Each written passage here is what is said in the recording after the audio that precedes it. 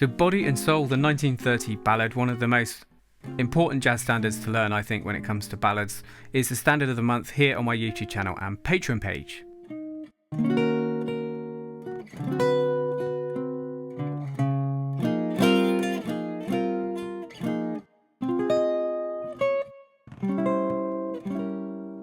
That was a clip from my solo guitar arrangement, which will be my video for next week.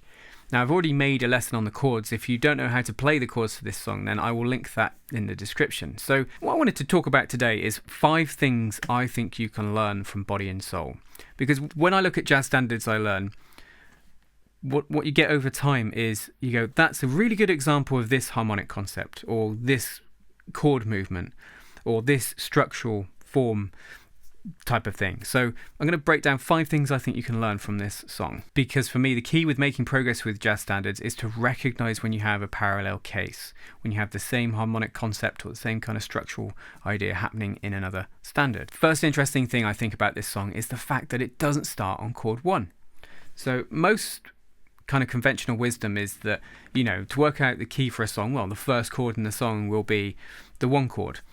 That is often the case in popular music, but less so in jazz. Now, it actually starts out on this 2 chord, and then goes to an out of key dominant, the dominant of the 2 chord, and then you get a 2, 5, which leads you to 1 there in that D flat 6, 9. So we actually start out, you hear this start, you think we're in a minor key, but here we get the 1 chord there. So it's a good example of a jazz standard which doesn't start on chord 1. That's not really out of the ordinary, but you might think, why is that important? Well, if you're going to solo over it, you really need to know where things resolve, because obviously soloing improv is about utilizing tension and release. If you don't know where the release is, it gets very difficult to employ that soloing improv strategy.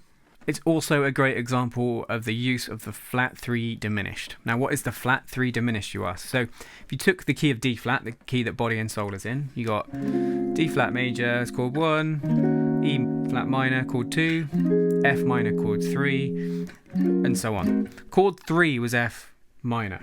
So if you had a flat 3 diminished, where do you think you're going to build it from? You're going to flatten that 3, and then you're going to have a E diminished. Now, if I play the bit in the song, so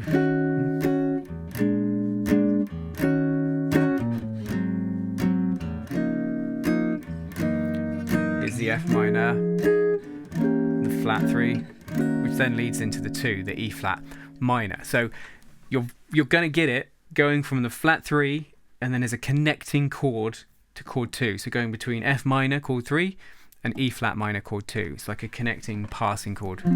F minor, and you fall down. Now, I've never found a very kind of satisfactory reason as to harmonically why that works. It's not like this diminished chord is acting like, you know, a dominant. Like if you played, I don't know, D diminished. If you're going between chord 1, say D major, D flat major, and you wanted to get to chord 2, you could put a D diminish, and that would lead up in the way, and that diminished chord there is really functioning like a B flat 7 flat 9, like a a dominant kind of function. But with this E diminished, this flat 3 diminished, I can really only think of it's just pure chromatic voice leading down to the 2 chord that is the reason it works. But it's a wonderful example of it, and it's a lovely thing to get your ear used to, so next time you hear it in a song, you recognize it. And to help you do that, maybe just think about what it would be in the key of C. You'd have C major 7, chord 1, D minor 7, chord 2, E minor 7, chord 3. So if you wanted to go 3 to 2, you might go E minor 7, E flat diminish to 2 there. So that's going E minor 7, flat 3 diminished, which is E flat diminished, to D minor. So always good to work it out in another key so you can hopefully hear it and recognize it next time you come across it. The third takeaway from this song is maybe not a takeaway in the sense of the harmony, more something for you as an individual when it comes to playing chords to standards, and that is chord reduction. So commonly the first 2 chords would be E flat minor 7 to B flat 7 flat 9. And you can see here I'm using a thumb to do the chord. It's all a bit involved. sometimes you'll encounter chords like that. You might not know what a B flat 7 flat 9 is, or you might struggle with that chord for whatever reason. What you can do when you have those instances is you can just reduce the chord down, take off the higher numbers, take away the flat 9 and just play B flat 7. So go E minor 7 to B flat to E flat minor 7. And that's not going to hurt anyone. It's still going to do the key function of the harmony of that dominant. And if it makes it easier for you to play, then it's not a big deal. Other examples we could use, if something said C9, you could just play C7. If something said C13, play C7. Again, just different variations of dominant chords. Sometimes you might have issues where you got things like a flat 5, because then if you play the regular 5, that might be a problem. But it's something to experiment with. If you come across chords that are troublesome for you, you can always reduce them down. Fourth takeaway, and this is just something very particular to AABA 32 bar standards like this, like so many of the tunes in the repertoire. And that is, by bar 7 and 8 of the A section, you want to resolve back to chord 1. And you'll notice tons of songs do this. So what I mean by this is, look, first bar, second bar, third bar, fourth bar, fifth bar, sixth bar, seventh bar, eighth bar, and get to chord 1. Now then it does put a B flat in then to ping us back to the next A, but we've got to get back to the one chord there at the end to resolve. And that happens in so many of the tunes, and you've got to get used to being able to hear that and expecting that coming your way. And also another common thing is in bar 8, so on the second A, you're likely to get some sort of dominant chord move or a 2-5-1 there if the B section is going somewhere different. And in this case, we're changing key to D major, and you'll see you've got the E minor 7, A7 there. So it's a very common structural thing to get back to chord 1 at the end of the section, and then if the B section's coming, to have some kind of 2-5-1 or just a dominant to get you into the B section. And point 5, and the final one we look at, is turning a major chord into a minor to change key. In the B section, we move to D major.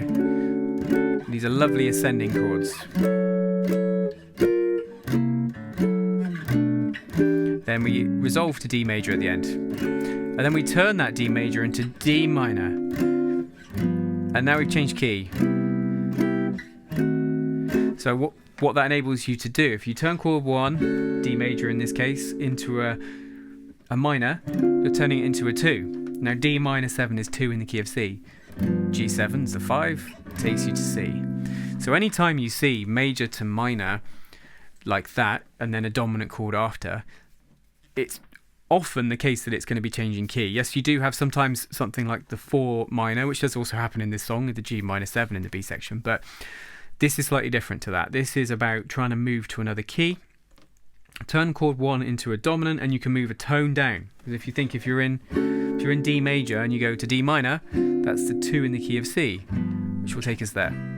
If I was on a C major and I turn it into C minor, that'd be my 2, F will be my 5, and then I end up in B flat major. And you'll hear loads of songs have progressions like this. So it's a good example of that. Now the things I've drawn out of this song are just things I think, if you're going to play these songs, make sure you make connections between the other standards you already know.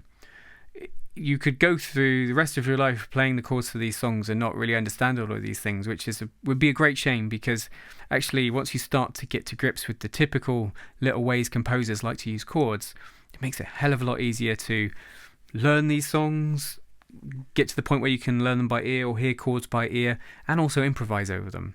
Because a solid understanding of the harmony and being able to hear it and understand what's going on makes improvising a hell of a lot easier. Now, I've talked about a lot of topics today. If you'd like to learn more about this song and some of these concepts in more detail, then over on my Patreon page, there's, for example, a comping study, which goes through using different chord types to comp this beautiful ballad. There's 2 solos, and there is also a chord melody and my harmonic analysis, which breaks down all of the harmony in detail, and I guide you through my thought process with that to help you learn those skills for yourself. But I'll put the link to that in the description. If there's any other things you think I should have picked up on as the awesome harmonic content of this song, then you leave them below. But if you've got any questions, obviously leave them below as well. But don't forget, jazz guitar lessons every Wednesday with myself, Andy. Until next time, you take care.